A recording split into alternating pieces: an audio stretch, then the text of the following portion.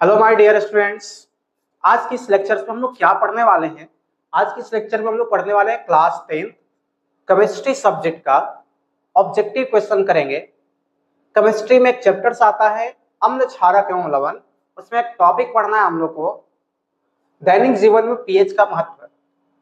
और इस टॉपिक से हमने सारे इंपॉर्टेंट क्वेश्चंस निकाल के यहाँ पर आपको बताने के लिए लाए हैं। और ये सारे क्वेश्चंस इंपॉर्टेंट है जो आपके बोर्ड के एग्जाम में डायरेक्टली पूछे जाएंगे। अगर आपको इस टॉपिक से क्वेश्चंस आते हैं तो जो मैं बताने वाला हूं वही क्वेश्चन सेम टू सेम आएगा, उससे एक्स्ट्रा कुछ भी आपको नहीं आएगा। तो आप इस क्वेश्चंस को बहुत ही शिद्दत के साथ, है ना, पूरी वीडियो में बने रहना और पूरी क्लास को आप अटेंड करना और सारे क्वेश्चंस को आप समझने का प्रयास करना। सभी क्वेश्चन अपने आप में इंपॉर्टेंट है। तो चलो इस लेक्चर को हम लोग शुरू करते हैं। और इस लेक्चर का पहला सवाल ये है भाई कि मानव रक्त यानी कि जो ब्लड होता है उसका सामान्य पीएच कितना होता है? तो मानव रक्त का सामान्य पीएच होता है 7.4। 7.4 इसका सही जवाब है, 7.4 आंसर होगा। ठीक है, अब मेरे भाई क्वेश्चन नंबर 2 की तरफ चलते हैं। ध्यान देना, क्वेश्चन नंबर 2 कहता है मेरे भाई हमारे पेट में कौन सा अम्ल पाया जाता है? ठीक है ना, हमारे पेट में कौन सा अम्ल पाया जाता है? तो समझना, हमारे पेट में कहता है भाई हमारे जो स्टोमक होता है ना, हमारे जो अमाशय होता है मेरे भाई, उसमें पाया जाता है हाइड्रोक्लोरिक अम्ल। कौन सा अम्ल भाई? हाइड्रोक्लोरिक अम्ल, जिसका फॉर्मूला होता है HCl। इसका फॉर्मूला क्या होता है? HCl। अगर HCl की मात्रा या तो अधिक हो जाए या फिर कम होता है, ठीक है ना, तो इनडाइजेशन की स्थिति बनता है, अनपच होने की स्थिति बनता है। और वैसे स्थिति में हमारा पेट क्या करता है भाई? दर्द करने लगता है। क्या करता है? दर्द करता है। ठीक है, चलो तो हम लोग क्वेश्चन नंबर 3 की तरफ चलते हैं। क्वेश्चन नंबर 3 कहता है पेट में अधिक अम्ल बनने पर किसका उपयोग किया जाता है? तो अभी हम बता रहे थे कि देखो अम्ल क्या होता है, पेट में जब अम्ल ज्यादा बनता है, कौन सा अम्ल? HCl। तो जब अम्ल अधिक बनने लगता है तो उसकी जगह पर उसको हम लोग न्यूट्रलाइज करने के लिए एंटा एसिड का प्रयोग करते हैं मेरे भाई।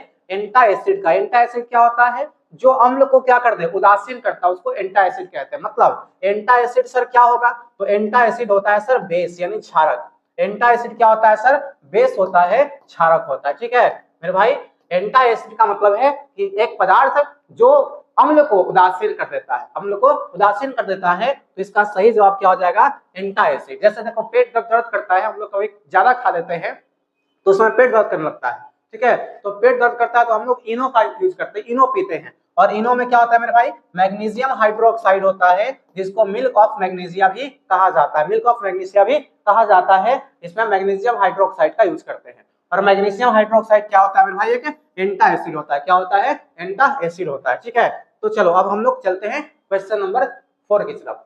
कहता है एंटा एसिड का मुख्य कार्य क्या होता है? देखो अभी बता रहे थे कि एंटा एसिड का काम ही क्या है? वो अम्ल को क्या करता है? अम्लीयता को उदासीन करता है, न्यूट्रलाइज करने का प्रयास करता है। यानी अम्ल जो बन रहा था उसको कम करने का प्रयास करता है। तो अतिरिक्त अम्ल को उदासीन करता है। जो अतिरिक्त अम्ल पेट में बनता है मेरे भाई, जिसके कारण पेट दर्द करता है, उसको उदासीन करने का प्रयास करता है। तो एंटा एसिड का एकमात्र काम क्या है? अतिरिक्त अम्ल को, जो पेट में अधिक अम्ल बनता है, उसको उदासीन करना। ठीक है, चलो अब क्वेश्चन नंबर 5 देखो क्या कहता है मेरे भाई। कहता है दांतों का क्षय, दांतों का क्षय किस पीएच से कम, अच्छा किस पीएच से कम होने पर शुरू होता है?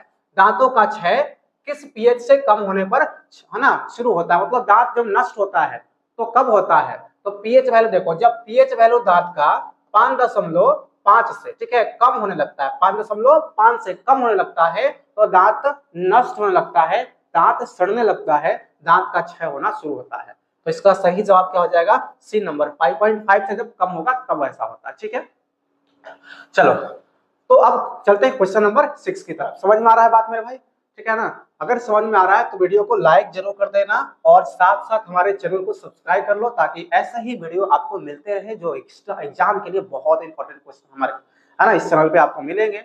आपके एग्जाम में सर मार्क्स को बढ़ाने का काम करेगा इस, है ना, इस जितने भी क्वेश्चन हम कराने वाले हैं सारे क्वेश्चन बहुत इंपॉर्टेंट होता है और बोर्ड के एग्जाम में डायरेक्टली आपको आएंगे। आपके मार्क्स को इनहेंस करना है, बढ़ाना है हमारे वीडियो को, है ना, डेली जब भी अपलोड करेंगे वीडियो में भाई आप देख लेना। ठीक है ना, देख लेना ताकि आपके एग्जाम में नंबर अच्छा आ सके। ठीक है, चलो हम लोग बढ़ते हैं क्वेश्चन नंबर 6 की तरफ। दांतों की बाहरी परत किस पदार्थ की बनी होती है? दांतों की बाहरी परत जो होता है वो बना होता है मेरे भाई कैल्शियम फॉस्फेट का। किसका बना होता है? कैल्शियम फॉस्फेट का। दांतों की जो बाहरी परत होता है ना भाई, वो बना होता है कैल्शियम फॉस्फेट की। किसकी बनी होती है? कैल्शियम फॉस्फेट की। ठीक है, चलो अब हम लोग क्वेश्चन नंबर, है ना, नेक्स्ट क्वेश्चन की तरफ चलते हैं। क्वेश्चन नंबर 7 क्या कहता है मेरे भाई, देखो समझो। कहता है अम्लीय मिट्टी को सुधारने के लिए क्या मिलाया जाता है। देखो जो अम्लीय मिट्टी की हम लोग बात करेंगे, तो अम्लीय मिट्टी, जब मिट्टी अम्लीय हो जाता है तो उसमें हम लोग चूना डालते हैं। क्या डालते हैं मेरे भाई? चूना। लेकिन जब मिट्टी क्षारीय होता है, मतलब उसमें क्षार का गुण अधिक हो जाता है, तब उसमें जिप्सम डालेंगे। क्या डालेंगे भाई? जिप्सम। अगर क्षारीय मिट्टी का कहेगा तो जिप्सम, और अम्लीय मिट्टी कहेगा तो उसमें चूना डालते हैं। ठीक है, चूना डालते हैं भाई। चलो अब क्षारीय मिट्टी को सुधारने के लिए क्या मिला जाता है मेरे भाई? अभी पता है इसमें क्या मिलाते हैं मेरे भाई? जिप्सम मिलाते हैं। क्या मिलाते हैं? जिप्सम। देखो जिप्सम का फॉर्मूला होता है CaSO4 2H2O। ये होता है मेरे भाई जिप्सम का फॉर्मूला होता है CaSO4 2H2O, जिसको कहते हैं कैल्शियम सल्फेट डाइहाइड्रेट। सर इसका पूरा नाम क्या है? Calcium sulphate dihydrate, calcium sulphate dihydrate. और अगर मान लो आपसे पूछ देगा कि प्लास्टर ऑफ पेरिस का क्या फॉर्मूला होता है, तो आप बताना CaSO4 हाफ H2O। अब क्या बताना मेरे भाई?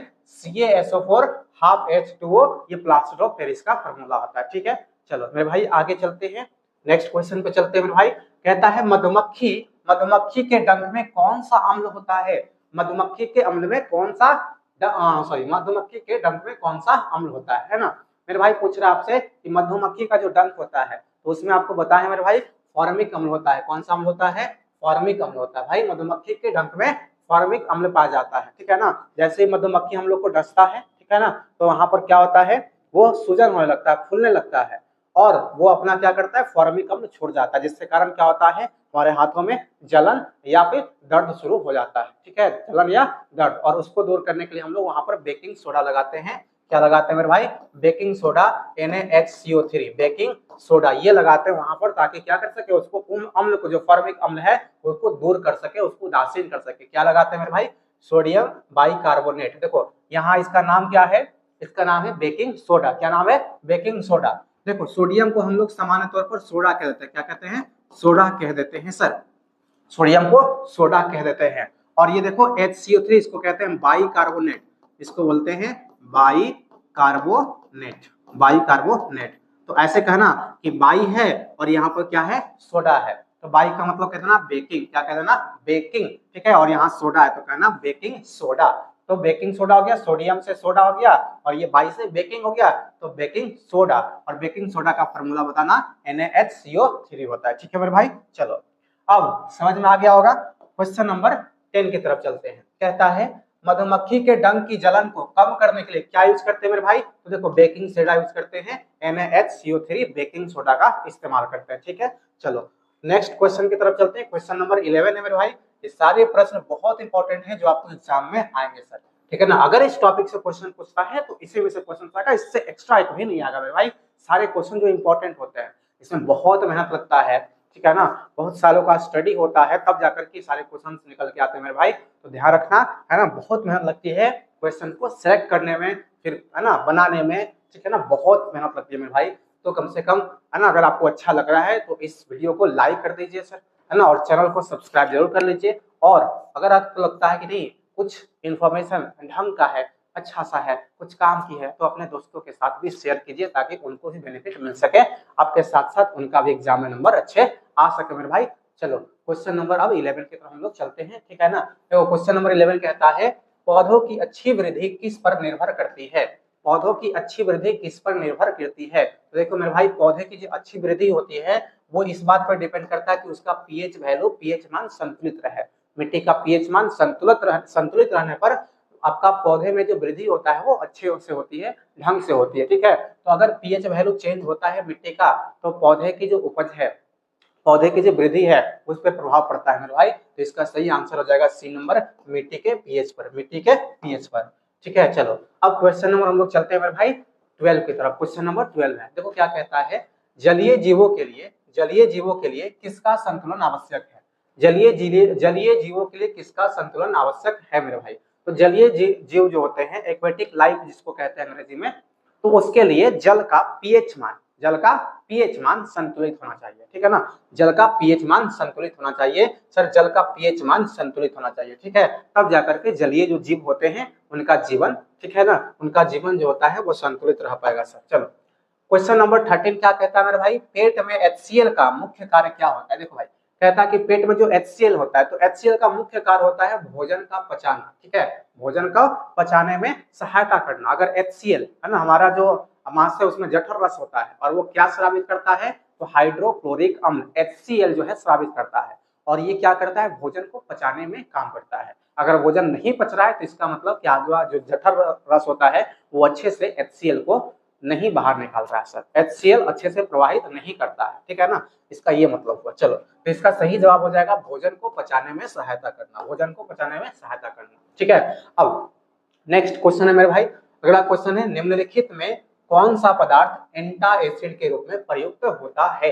एंटा एसिड के रूप में अभी हम बताए मेरे भाई, एंटा एसिड जो होता है वो अम्लीयता को दूर करता है, उदासीन करता है ना, और ये होता है मैग्नीशियम हाइड्रोक्साइड, एंटा एसिड के रूप में हम लोग यूज करते हैं मेरे भाई। चलो अब यहाँ पर क्वेश्चन नंबर 15 है मेरे भाई, कहता है पीएच का पूरा नाम क्या है। पीएच का पूरा नाम क्या है, देखो पीएच का पूरा नाम होता है, यहाँ पर पी का मतलब होता है भाई पोटेंशियल और एच का मतलब होता है हाइड्रोजन, तो इसका पूरा नाम है potential of hydrogen, potential of hydrogen होता है, ठीक है। तो मेरे भाई हमने क्वेश्चन किया क्वेश्चन नंबर 15 तक, जो कि एक पीएच का जो महत्व होता है हमारे दैनिक जीवन में, इस टॉपिक से हमने 15 क्वेश्चन किया और बोर्ड के एग्जाम में शायद यही से प्रश्न आएंगे, ठीक है ना। तो अगले वीडियो हम लोग मिलते हैं नेक्स्ट टॉपिक के साथ, ठीक है, ऐसे ही आप बने रहना। और एक काम करना मेरे भाई, जितने भी हमने पढ़ाया है आपको, ठीक है ना, सारे कॉपी में नोट कर लेना आप अच्छे से और उसको याद करना, ठीक है ना, ताकि एग्जाम के टाइम जब आप रिवीजन करो तो आपको आसानी हो जाए, ठीक है ना।